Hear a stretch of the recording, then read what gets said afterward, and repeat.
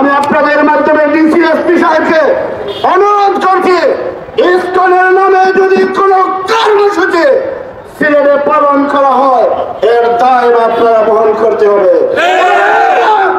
ইসকনের কোন কর্মসূচি সিলেটে পালন করতে দেব না এবং তত্ত্বাবধায়ক সরকারকে অনুরোধ করছি অবিলম্বে ইসকনকে নিষিদ্ধ করে তাদের সকল কার্যক্রম বন্ধ করুন, তাদের সকল সম্পত্তি রাষ্ট্রীয়ত্ব করুন।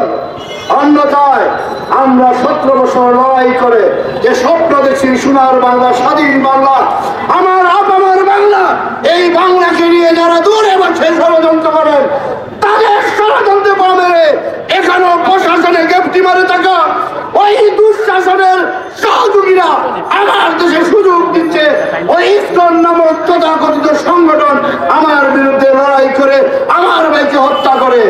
আমরা পরিষ্কার বলছি, হিন্দু মুসলমান এখানে দাঙ্গা নেই, হিন্দুদের বাড়ি আমরা পাহারা দিব, কিন্তু ইসকনের নামে কোন কর্মসূচি হবে আমরা দেব না।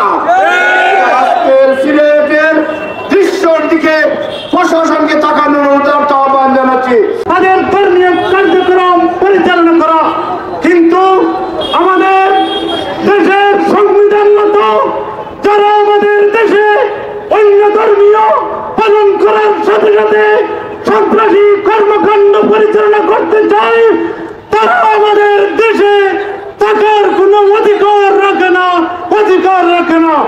সংগ্রামী দেশবাসী, আপনারা দেখেছেন ইসকন নামক সন্ত্রাসী সংগঠন আমাদের দেশের আইনজীবীকে প্রকাশ্যে হত্যা করেছে। এর দ্বারা তারা প্রমাণ করতে চায় আমাদের দেশে তারা ভারতের আধিপত্য বিস্তার করতে চায়। আমরা বাংলাদেশে ভারতের আধিপত্য চাই না, বাংলাদেশে ভারতের আধিপত্য চাই না।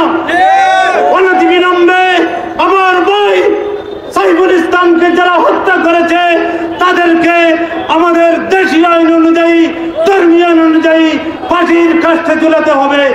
24-এর স্বাধীনতার সময় ভারতীয় ফ্যাসিস্টরা বাংলাদেশের ফ্যাসিবাদীরা যেভাবে বাংলাদেশ থেকে পলায়ন করেছে, এই দেশে যদি নতুন করে কেউ ফ্যাসিবাদ কায়েম করতে চায়, ভারতীয় আধিপত্য কায়েম করতে চায়, আমরা তাদেরকে ওই ফ্যাসিবাদের মতো বাংলা ছাড়া করবো ইনশাআল্লাহ।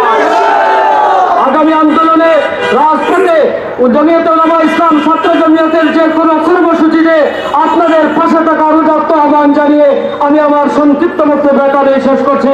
তারা কখনো আমাদের 30 লক্ষ শহীদের রক্তের বিনিময়ে অর্জিত লাল সবুজ পতাকাকে অপমানিত করে গেরুয়া পতাকা উত্তোলন করার দুঃসাহস দেখাতে পারেনি।